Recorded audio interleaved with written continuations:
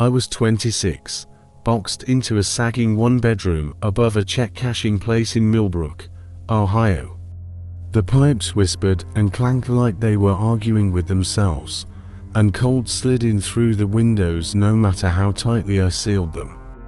I'd lost my job as a routing coordinator after the company decided spreadsheets in another state were cheaper than people here. It wasn't personal. It was math. It always is. 4 months. I stitched together survival from short-term gigs, data entry, dog walking, selling off things I pretended I didn't need. I sent applications everywhere. Stores, offices, warehouses. Most never answered. When you're broke long enough, silence starts to feel like a verdict on your worth. One night in early November, I sat alone at my chipped kitchen table, laptop casting a dull glow across the room, typing variations of how to make fast money into a search bar. I found a forum thread where people traded side hustle tips. Someone from Boston swore by secret shopping. Easy cash, they said. Almost fun. I followed the link they posted. Craigslist. Mystery shoppers needed in Ohio. Flexible hours. $35 to $50 per visit. No upfront fees. Immediate openings. It read like a scam, but I was out of alternatives. I sent an email. Less than an hour later, a reply arrived from a woman named Karen Lowell. Gmail address. Corporate tone. A plain PDF with instructions. A form asking for my availability and PayPal. I filled it out and pressed send before doubt could catch up. By morning, my first assignment waited in my inbox. Evaluate an employee at Ridgeway Foods, a grocery store I'd visited 100 times. The location was in a quiet suburb, 15 minutes away. The rules were simple. Arrive between 6 and 8. Observe the employee in all 4. Ask about cantina. Complete the checklist. She underlined one sentence. Remain anonymous. Do not reveal you are a secret shopper. Submit the report within 2 hours for payment. It felt manageable. I'd worked retail before. We used to whisper about secret shoppers like they were mismeant to keep us polite. At 6:17, I entered the store wearing a faded hoodie, telling myself to breathe normally. The air smelled like cleaner and fruit that had gone to soft. Aisle 4 was nearly empty. The employee was a young man, maybe mid-20s, thin, with pale hair and tired eyes. His vest read Evan. He stood there with the hollow stare I remembered from my own closing shifts. Hey. Sorry, I said. Could you help me find the cantina? He didn't look at me. Middle section. Left, he replied. Voice flat. No greeting. No offer to assist. Just a gesture. I thanked him and waited, hoping he'd recover the interaction. He didn't.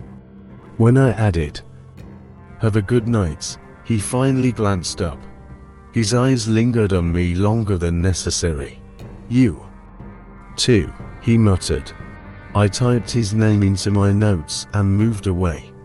That was when the unease started. The quiet sense of being observed. Each hour I passed, I noticed him again, not working, just there, watching. By checkout, my hands felt damp. The cashier, a cheerful student named Lena, did everything right. I paid, smiled, and left. Sitting in my car, I wrote the report immediately. I marked Evan down for failing the interaction. As I typed, a shape crossed the windshield. My chest tightened. It was him, walking past my car, not looking directly at me, heading for an old sedan nearby. He drove away fast. The next morning, $40 appeared in my PayPal. Another assignment followed. I told myself it was over. 3 nights later, I was at my boyfriend Mark's place, eating takeout and half watching a comedy rerun. His dog slept nearby. Close to midnight, the sound at the door wasn't a knock. It was impact. Over and over, Mark muted the TV. We looked at each other. The dog growled through the blinds. I saw him. Evan, same clothes, worse eyes, pacing, muttering. "I know what you did," he shouted. "You ruined everything." Mark asked what was happening. I couldn't answer. My heart felt too loud. Evan kept yelling about last chances and humiliation. About tuna. About fairness. Mark called the police. Evan's voice cracked as he talked about consequences. The lights arrived quickly. Officers restrained him outside. One of them mentioned a knife. That was when my hands started shaking. Later, a detective explained the rest. Evan was already on thin ice. Another failed evaluation meant termination. He'd been drowning before I ever walked into that aisle. My report pushed him under. What I still don't understand is how he found me. I never used my real name. The email was disposable. Somehow he connected the dots. I quit secret shopping that week. I found another job eventually. We moved, cameras went up.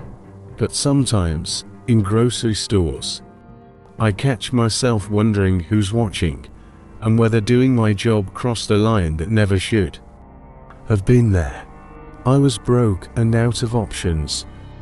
3 weeks after losing my receptionist job at a small veterinary clinic, I was counting coins on the counter of my studio in East Mero. The radiator rattled like it was arguing with itself, and the wind pressed against the single-pane window.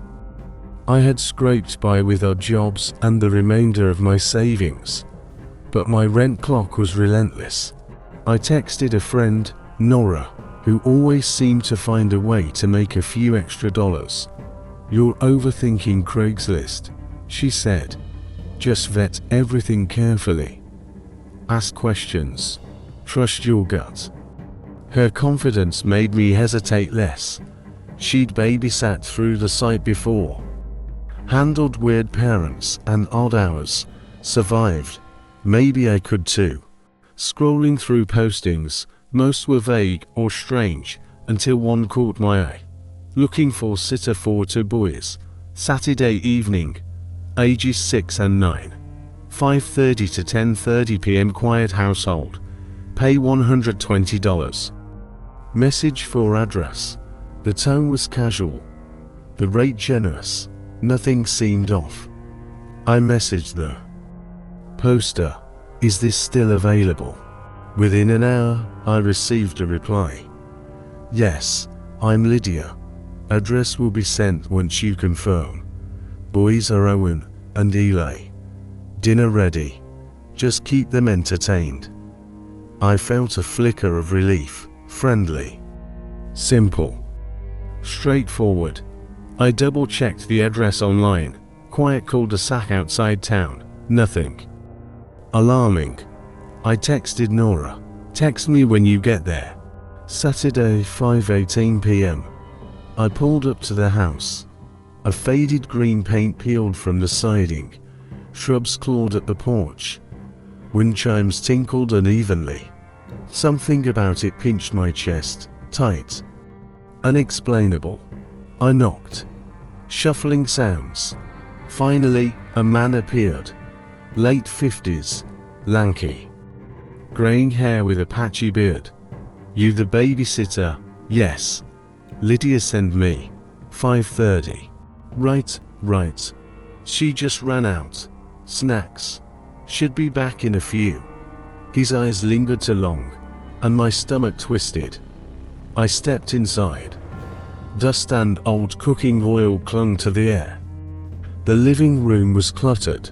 Stacks of newspapers, cardboard boxes, one recliner, no toys. No children's drawings, no signs of life.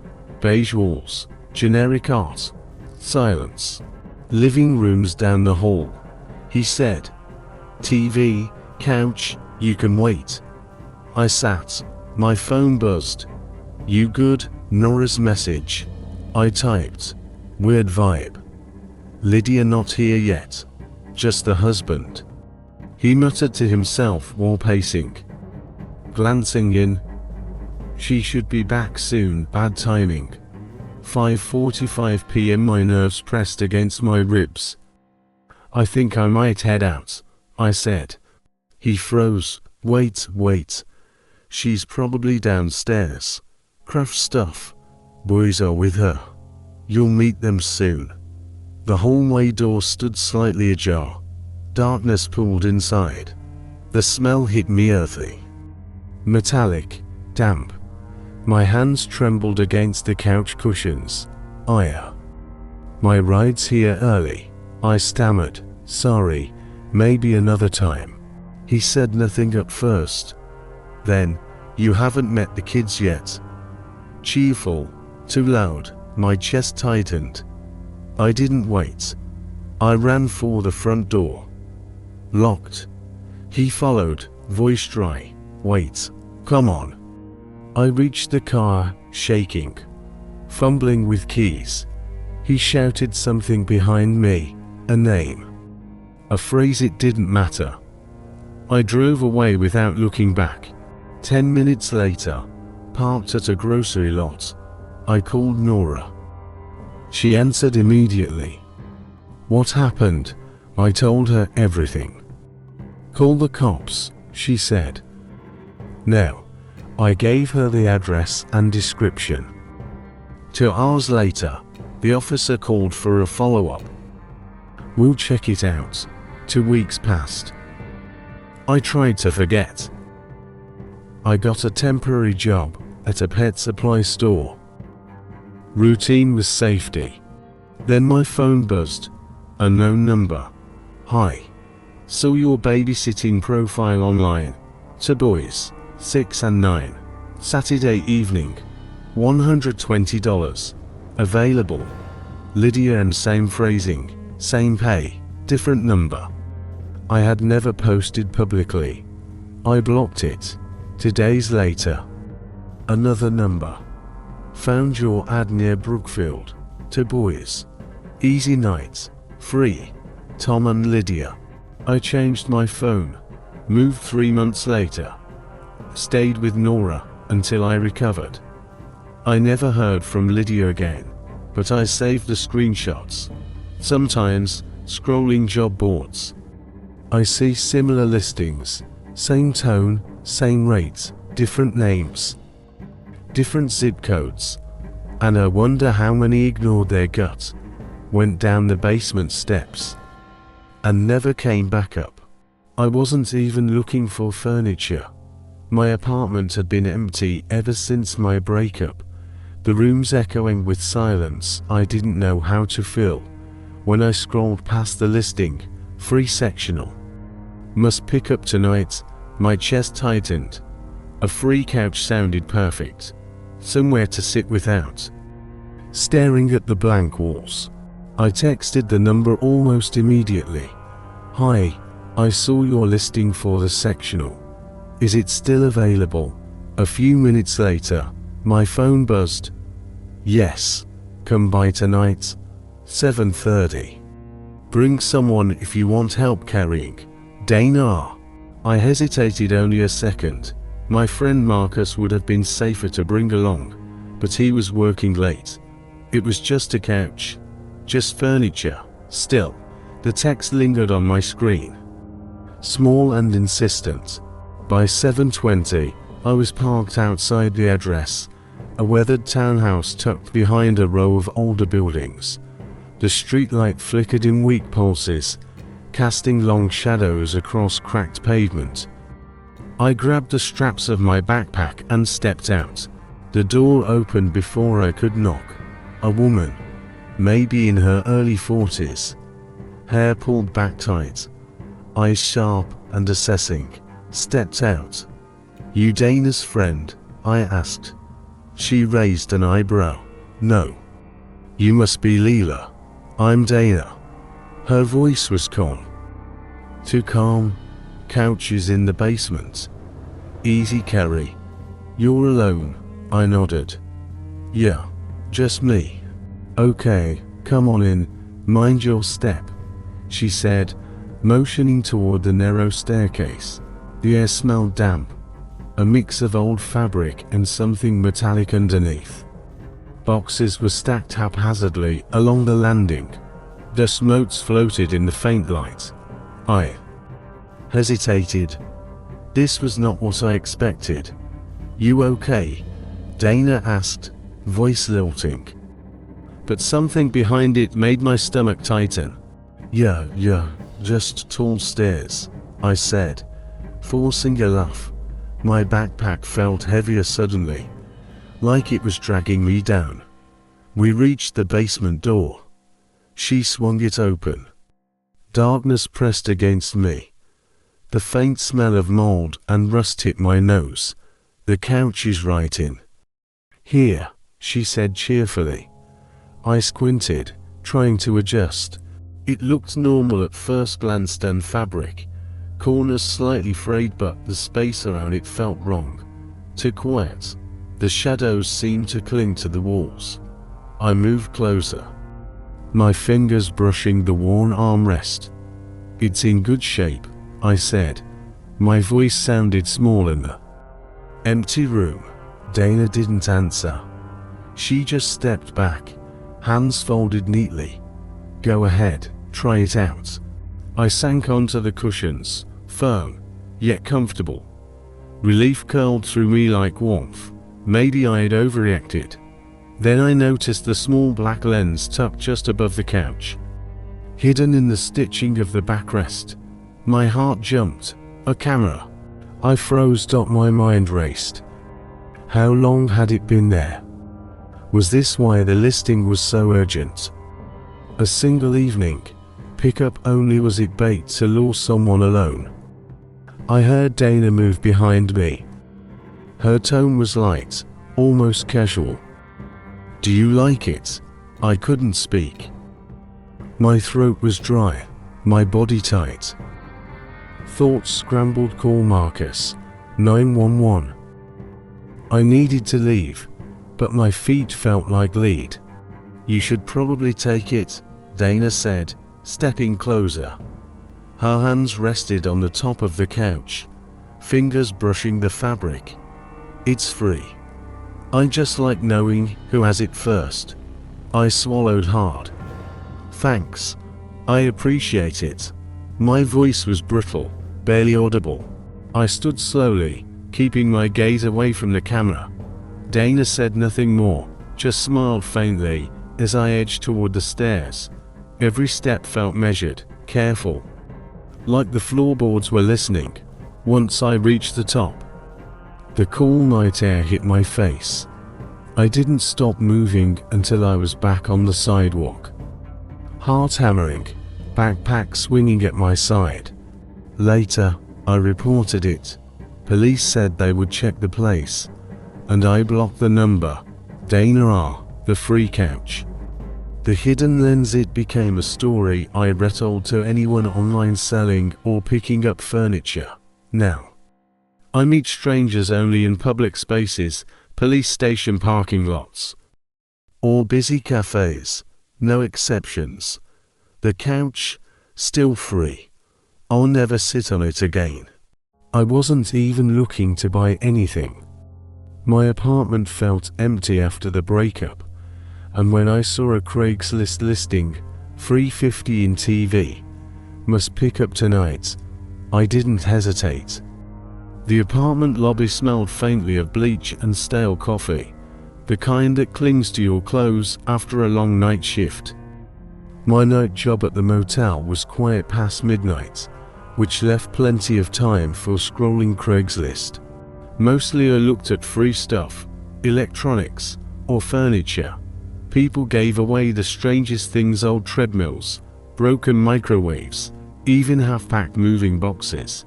By 2:03 my laptop cast a blue glow over the cracked hotel countertop. That's when I saw it. A 50-inch LG flat screen. Photos weren't stock images. Someone had taken pictures in their dim living room. Boxes stacked in the corner, cables trailing across the floor. $120, reasonable. Not cheap enough to scream scam, just cheap enough for someone eager to unload it. I typed, "Hi, I'm interested. Still available," and returned to monitoring the front desk camera feeds. An hour later, a reply came. "Hey, this is Mara. Yes, still available. You can come after 6 o'clock tomorrow." Her name wasn't on the ad, but that wasn't unusual. I responded, "7 works for me." "What's the address?" She texted back. "Willow Terrace Drive, quiet neighborhood. Older houses, neat lawns. About 10 minutes from my place." I checked it on the map, seemed safe enough. "Cool, see you then," I replied. The next evening, cash stashed in my jacket pocket, I arrived early. Birds chirped, kids rode bikes. A man trimmed his hedges across the street. The house was beige, porch sagging, grass a little overgrown. Neglected, not sketchy. Before I could knock, the door opened. A woman stood there, average height, messy bun, sweatshirt faded at the edges, leggings. Early 30s. "You must be Alex," she said. "That's me. Here for the TV," I replied. "I'm Mara. Come on in. Sorry about the mess. We're in between things right now." Inside matched the outside. Dim, sparse. A few boxes scattered near the walls. A single lamp cast weak light. "No worries," I said casually. "Looks familiar. My old place was the same before I moved in." She chuckled, but it was tight. Not genuine. "Back in the bedroom," she said, leading me down a narrow hallway. I followed, but something felt off. No sound, no TV, no fan, not even a hum from a fridge. Just silence. At the end, she opened the last door on the right. I stepped in and froze. The room was empty. Dusty blinds drawn, nothing else. No bed, no furniture, no TV. Then the door slammed behind me, locked. "Mara," I called. Silence. My phone had no signal, not a bar. Panic prickled my spine. Muffled voices came from somewhere beyond the door. "Mara and a man." "I'm calling the cops," I shouted. Nothing. I checked the window. Locked. Tried the knob again. Firm. Dead. I backed away, heart hammering, scanning the bare room for anything useful. Then I remembered the alarm app on my phone. I cranked it to the loudest siren and set it in the corner, pressing my back against the door. Footsteps approached. Heavy, rushing. The door creaked open. A tall man in a black hoodie and scuffed jeans stepped inside. His eyes locked on the phone. That was my chance. I moved, slipping past him, heart hammering in my ears. Mara appeared at the living room doorway, eyes wide, hands reaching. I dodged, nearly tripping over a box, and kept moving. Out the front door, across the porch, keys in hand. I reached my car, unlocked it, slid in, locked the doors, started the engine. They were still on the porch. I didn't look back. 3 blocks later, I stopped at a gas station. Breathless, I told the cashier, "Call the cops. Someone just tried to trap me." Officers arrived, took my statement, and drove me back. The house was empty, dark, silent. A neighbor said the owners had been out of town all week, supposedly vacant. Mera's number was disconnected. My phone, left behind. Gone. The officers told me they'd seen setups like this before, baiting people with items for sale. Sometimes robbery, sometimes worse. I bought a TV from a pawn shop a week later and never touched Craigslist again. I wasn't even actively looking for a car. My son, Eli, had been asking non-stop about getting his license, showing me ads, test results, and practically begging me to take him to the DMV. At first, I brushed it off, thinking he'd get over it. But after weeks of persistent reminders and careful planning in his little notebook, I realized I couldn't put it off anymore. His 18th birthday was just around the corner, and I wanted to surprise him. I wanted something reliable, safe, nothing fancy, just a car he could actually drive to school, work, and around town without worry. My budget wasn't huge. I checked all the usual sites: AutoTrader, Cars.com, Facebook Marketplace, but everything halfway decent was either way too expensive or sold in an hour. Frustration crept in, and I started second-guessing if this whole plan was worth it. That's when, almost reluctantly, I opened Craigslist. I'd avoided it before because of the horror stories. But desperate times make you try things you wouldn't normally. Scrolling past dozens of sketchy ads, my eyes landed on one that felt different. It was a 2004 Honda Accord, silver, clean interior, 68,000 miles, no accidents, $3,500. The photos looked real: dusty driveway, trees surrounding the house, a slightly dusty finish on the car that made it feel genuine. Nothing staged, nothing overproduced like a dealership listing. The seller's name was Rick, and he lived in Red Hill, a small town about 20 minutes away. I called him that evening.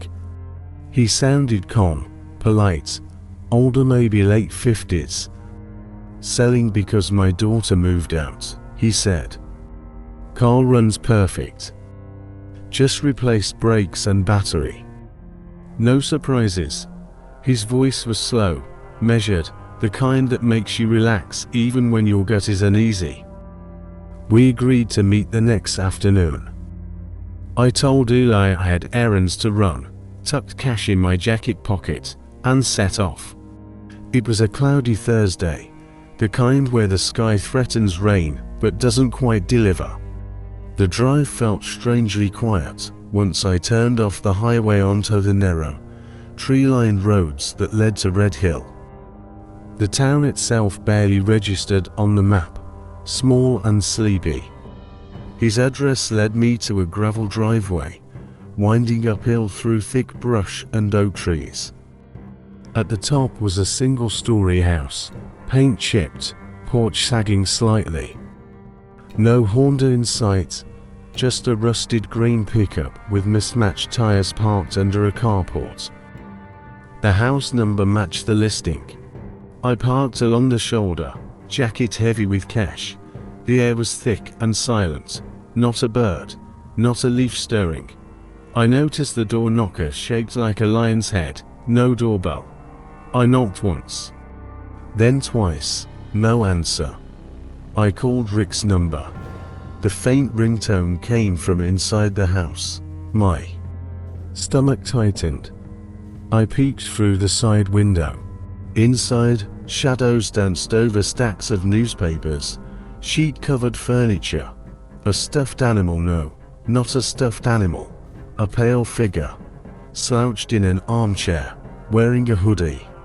Its eyes glassy and unsettling looked at me even through the dim glass. My chest tightened. I told myself it was paranoia. Maybe a mannequin, a sculpture, but something screamed to leave. I circled the side, spotting a half-open garage door. Inside, neatly arranged car parts doors, bumpers, seats, all labeled, too organized for a junker. No accord. My breath caught. Then, through the rear window, another figure stood, perfectly still, back turned to the yard. I knocked lightly. Nothing. The back door creaked open just slightly, revealing a dark hallway. Ringtone again, faint, coming from deeper inside. Then silence. I took a step back, heart hammering. Someone had been watching me. My hands shook. The blinds snapped shut. I called out, "Hello, Rick." No response. Footsteps heavy. Slow approached the side window. My heart raced. Shadows moved inside. I realized this was not about a car. It was never about a car. The ad, the driveway, the conversation, it was bait. They wanted an address, a face, a window of opportunity. The faint smell of dust and old wood mixed with damp air. Boxes littered the floor, half-packed. A lamp flickered weakly in the corner. "You shouldn't be here," a voice said. It wasn't Rick's. The figure in the hallway stayed motionless, dark hoodie hiding their face. I could feel eyes on me, just behind that glass. I backed away slowly, internal panic surging. What if Eli had been here? The thought made my chest tighten further. Everything in me screamed to leave. I left the gravel behind, drove down the narrow roads, ears straining for any sound, eyes scanning every shadow. My hands gripped the wheel. I didn't stop until the main road appeared. Later, I checked Craigslist. The ad was gone. Rick's number disconnected. I reported the incident to the police, describing the driveway, the figure, the strange setup. They confirmed the property had been abandoned 4 years. No vehicles were registered there. Whoever had called themselves Rick had used a burner phone, burner ad, maybe even lived inside and detected. They didn't know how many had answered before me, how many had come close. Eli never found out. I got him a certified used Civic from a dealership instead. Safe, reliable. But sometimes at night, driving alone, my mind drifts back to that still figure in the chair, the garage filled with perfect parts, the silent ringing of a phone in a dark house.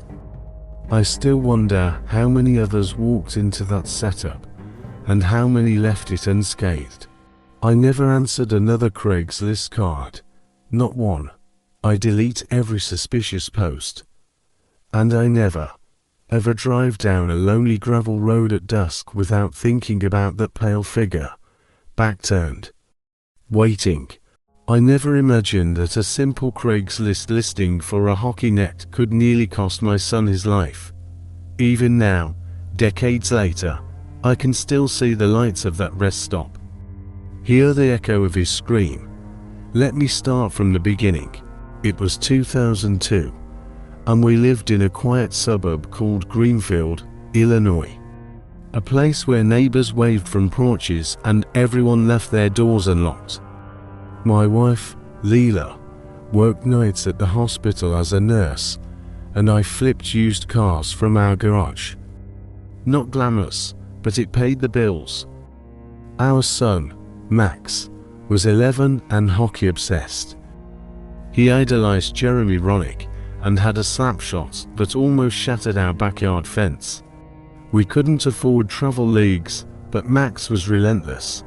He rigged goals from tree branches or trash cans, but I knew he wanted a real net. That winter, he begged for a full-size goal. We checked stores, second-hand shops. Everything was too expensive. That's when I remembered Craigslist. Back then, Craigslist was bare bones. No flashy graphics, just plain listings. But if you were lucky, you could find gems. I once got a snowblower for free. So, I scrolled one evening and saw it. Regulation hockey goal. Slightly used. $50. Comes with puck and 2 sticks. Must pick up. Call for details. No images. Just a phone number. My gut screamed caution. But when Max's eyes lit up imagining a real goal, doubt took a back seat. I called the number. A man answered on the 3rd ring. Yeah, hi. I'm calling about the hockey goal you listed. A pause. Oh.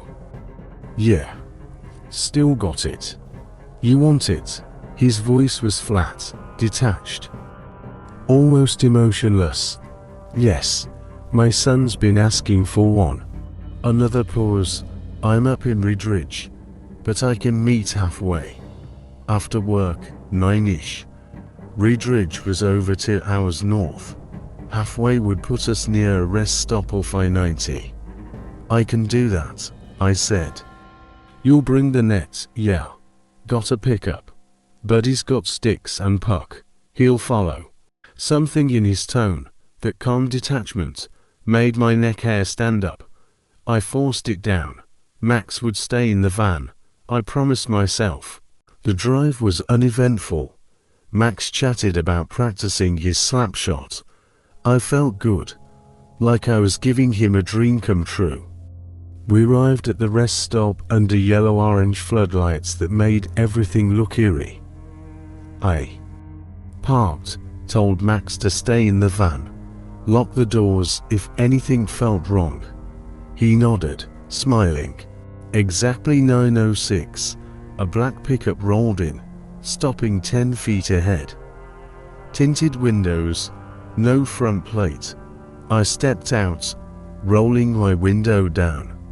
A bald man, maybe early 40s, square jaw, mirrored glasses. Looked at me. You Steve? Yes. Your buddy bringing the gear? He nodded vaguely. I glanced at the back of his truck empty. My stomach tightened. Why not all in one truck? He shrugged. Then 2 more pickups pulled in. Older models. Same tint, no equipment. Something clicked, not panic instinct.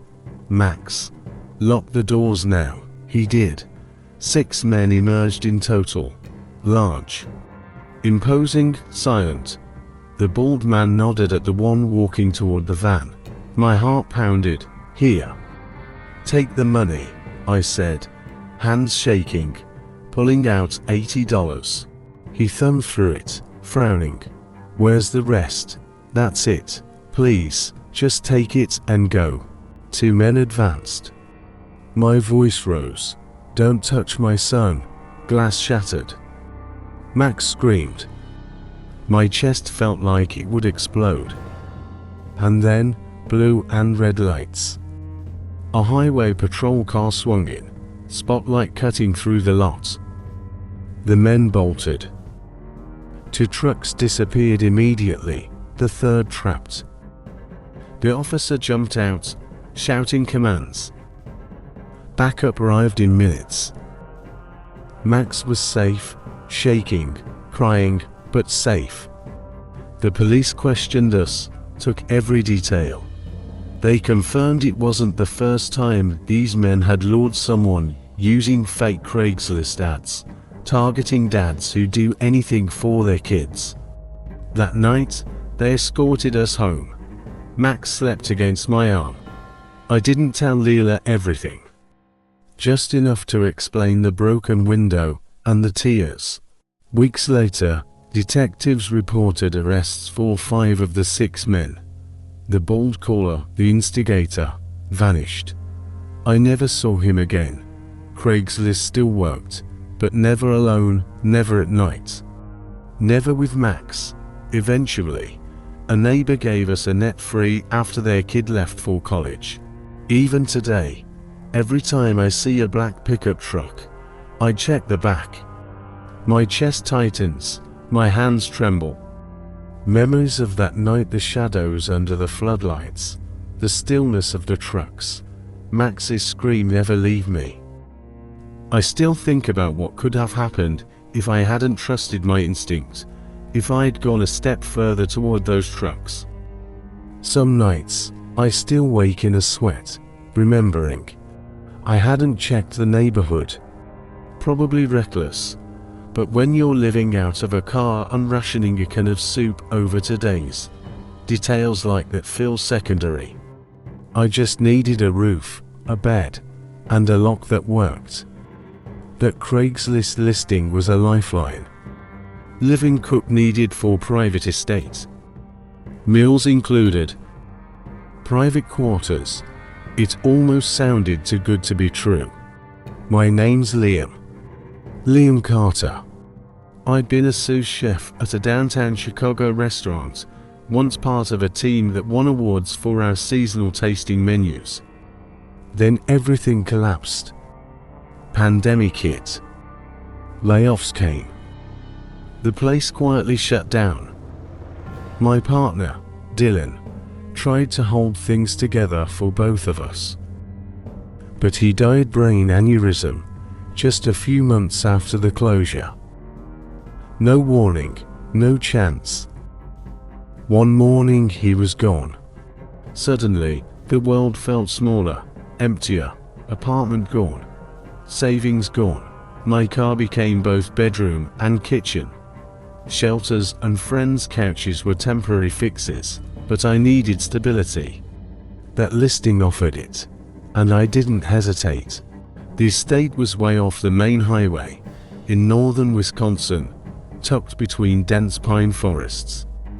Gravel road. Curves that made the horizon disappear. My old Honda coughed its way up the long driveway. The gate, massive wrought iron, opened slowly as if watching me. Past the gate, the mansion appeared. Tall columns, shuttered windows, and a stillness that pressed against my chest. On the steps stood a man in a dark grey suit. Tall, composed. Maybe mid-40s. He extended a hand. "You must be Liam Carter." "That's me," I said, forcing a smile like I wasn't exhausted, living out of a duffel bag for weeks. "I'm Adot Whitmore, caretaker. Prince Elric is not in today, but I've been instructed to get you settled. You'll meet him later." I nodded, uncertain what to say. "Prince royalty." The man's eyes caught my hesitation. His family has kept the title for generations. Nothing ceremonial anymore, just tradition. We walked through a hallway lined with portraits. Men in military uniforms. Women in heavy gowns. Eyes that followed me with painted stillness. At the end, he opened a side door, leading to a smaller brick house, private, secluded, away from the main mansion. "This is your quarters," he said, unlocking the door. Inside, simple wooden floors, a twin bed with metal frame, a kitchenette, compact bathroom, and a wired landline phone bolted to the wall. "No cell service," he added, as if reading my mind. "If the prince or I need you, this is the only way to reach you." I nodded. "Understood." "One more thing," he said, hand on the knob. "Don't be alarmed by noises at night. This area echoes." I smiled, thanked him, dropped my bag on the bed, and exhaled. Alone. A roof. A door. A bed. I could breathe again, or so I thought. The first night was rough. Not because of the bed or the quiet, but because I couldn't shake the sense something lingered just outside the window. Taps. Soft at first, around 2 a.m. I pulled the curtain back, half expecting a raccoon. Nothing. Just trees swaying gently. By 3:11 a.m., the sounds changed. Whimpering. Not animal, human. Muffled, sorrowful. My heart beat too fast. I told myself it was nerves, exhaustion. Maybe a trick of the mind. Morning light didn't help. I stumbled into the main house kitchen at 7:00 a.m. "You alright?" asked an older woman with a soft voice. She introduced herself as Margaret, the prince's mother. "Not really," I admitted, "probably just nerves. New surroundings." She nodded kindly. "The smaller house hasn't been lived in for a while. It can unsettle you, but you'll adjust." I forced a nod. Breakfast arrived. Eggs, toast, hand-cut potatoes. The prince didn't appear. Whitmore said he kept odd hours. By afternoon, sunlight steadied my thoughts. I began believing the previous night had been my exhaustion talking. Then came dinner service. Afterwards, returning to my quarters, the taps returned. Persistent, louder. Whimpering. Low, painful. I sat up, heart hammering. This wasn't an echo. I got up, turned on the light, searching every corner. Nothing. Pressed to the floor, I finally heard it clearly beneath the floorboards. Next morning, I cornered Whitmore. "Can I ask what happened to the last cook?" He hesitated. "Her name was Eliza. Stayed 6 months ago. Same house. Gone, yes. After 3 weeks, vanished. No signs of struggle. Belongings left behind. We assumed she left quietly. Her husband even came by." My stomach twisted. "That's it?" I asked. He nodded grimly. "We searched, but nothing turned up. It was like she disappeared into thin air." That night, the sounds worsened. The taps became bangs. The whimpering escalated to pleading. My patience snapped. I tore up the rug, inspecting every loose board. 3 near the bed were slightly uneven. My hands shook as I lifted them. Beneath, cloth, white. Stained. The smell hit first, sharp, acrid. Then her face mummified. Contorted in fear. I screamed. My voice broke. Police arrived after Whitmore called them. The body was exhumed. Eliza. Autopsy revealed strangulation. Her husband, who claimed to search for her, had stayed just one night, enough to kill and bury her beneath the floor. He used a mannequin in her clothes to trick the security cameras. Walking out as though nothing happened, rested in Milwaukee. I resigned the same day. Drove back to Chicago. Parked outside the old restaurant, sat crying for an hour. My old life, as painful as it had been, felt safer than any fresh start. Some doors, especially wide open ones, when you're desperate, should never be walked through. Weeks later, I learned Eliza had once been offered a similar live-in position elsewhere. She'd turned it down. Maybe luck saved her until then. I kept thinking about the taps, the whimpering, the floorboards that concealed horror. How many other houses had the same trap? How many other desperate souls answered the call, only to vanish? Margaret occasionally checked in, kind but distant. Whitmore remained polite. Efficient, the prince was a shadow I never glimpsed, a reminder of opulence and isolation. I never took another live-in job. Never again. Craigslist remained a place to glance at occasionally, but I never contacted anyone. Not at night, not alone. I moved into a small studio downtown, nothing fancy, but my own.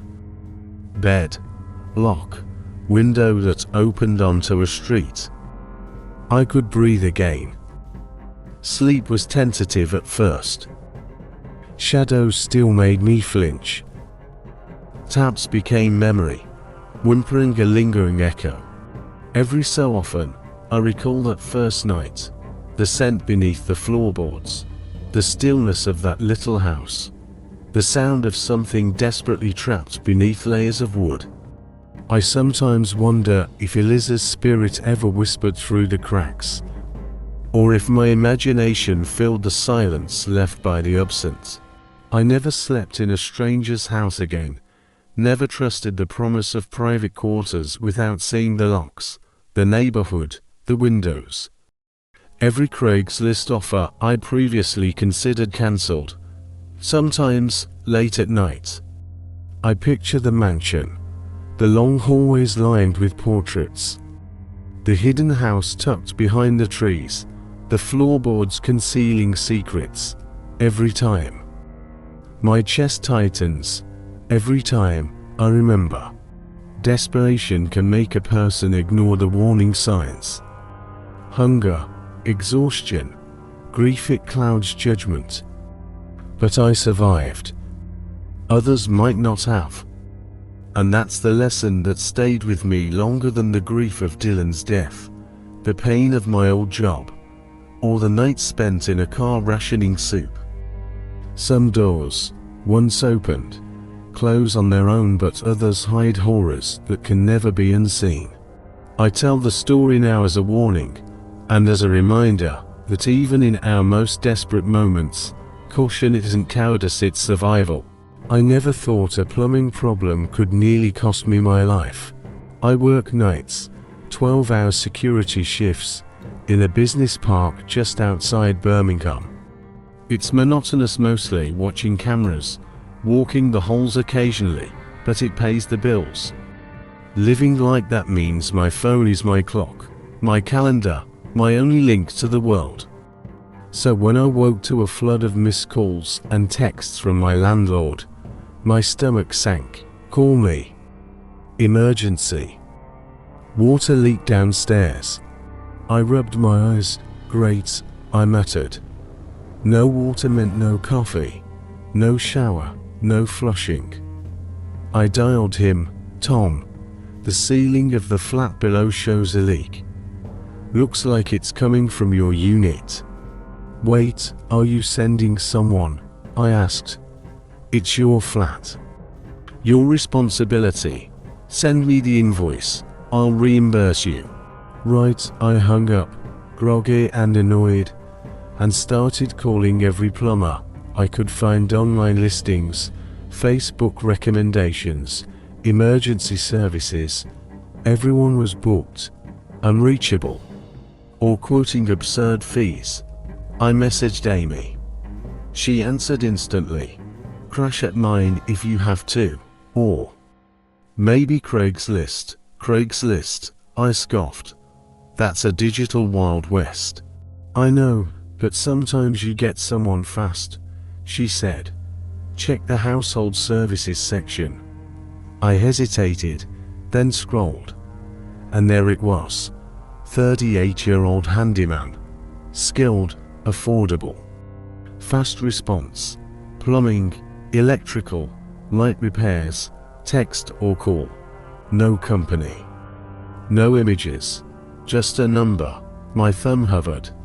Something told me this wasn't perfect. But desperation won. I texted. 5 minutes later, a call. Marcus, the voice said. Low, almost cheerful. Heard you need help, I explained. He replied, no problem. Shouldn't take long. Loose seal. Cracked pipe. Something minor, I believed him. An hour later, a text, here. I burst him in. When the door opened, he looked normal: jeans, navy hoodie, a tool bag, burst hair, stubble. He didn't smile, but he didn't look off. Bathrooms down the hall, I said. He nodded and walked straight in. I returned to the kitchen, poured juice, trying to wake up. Hey, come look at this, he called. I shuffled to the doorway. That's the last clear memory I have. Next, everything went white. Voices muffled. Shouting my name. A woman, frantic. Stay with us. Tom, don't move. I opened my eyes to a paramedic flashlight. My head throbbed. My mouth was dry. You've got a head injury, someone said. Try not to move. We're taking you to the hospital. Amy stood nearby. Tears streaming. He's okay, right? He's going to be okay. I nodded, my chest tightened. They wheeled me out. An EMT murmured about a concussion. Lucky, he said. If she hadn't come by, you could have bled out slowly. At the hospital, I gave my account. My memory was foggy. A detective came. And that's when I learned the rest. TV gone, laptop, jewelry, cash, bedroom. Tossed, bathroom untouched. Every tile, every fixture in place. The officer explained, we've seen this pattern. Craigslist handymen. They text or call, claim emergency repair, knock the resident out, then steal valuables, no fingerprints. Always a burner number, untraceable. Could be the same guy in all cases. Same mo. I touched my cheekbone, a scar, where I'd hit the floor. Worse was what came after. I didn't leave my flat for weeks. Calls ignored. Food rotting. A kitchen knife next to the bed. A camera aimed at the door. Hours spent staring at it, waiting. Even years later, any knock startles me. Footsteps in the hallway, a door creaking, I jump. People can't come over. I can't date. Amy tried to help. She really did. Then she moved for work. Alone again. The scar healed mostly. My beard covered it. But the panic didn't. The instinct to double lock every door. The guilt for trusting the wrong person. Years later, I still flinch at unfamiliar numbers. Any handyman ad online makes my chest tighten. Sometimes I replay it in my head. Marcus's calm voice, the casual nod, the way he walked toward the bathroom. How easy it had been to fall for it. The next day, the detective explained they hadn't caught him. Not this one. Maybe not the same in other cases. Always anonymous. Always disappearing after the job. I upgraded my locks. Installed cameras. Bought an alarm system.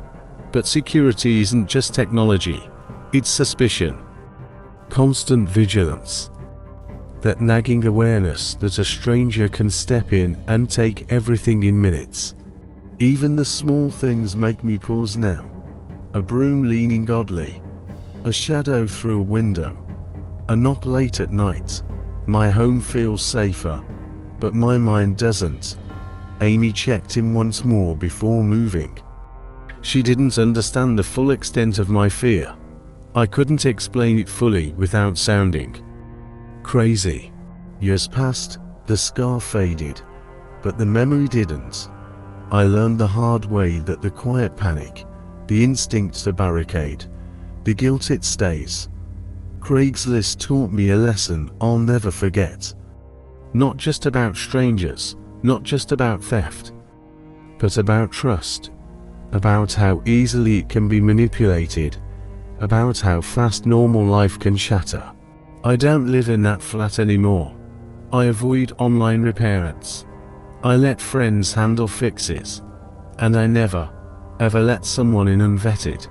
The knife is back in the drawer now, not because I feel safe. Not because I forgot, because I choose to. That's enough. Some things can be healed, some things are just hidden. The quiet panic, the constant watchfulness, the guilt they can't be covered, even if the scar fades. And every time a stranger knocks, I remember Marcus. I remember the cold efficiency, the casual manner, the fact that one person could take everything in a heartbeat.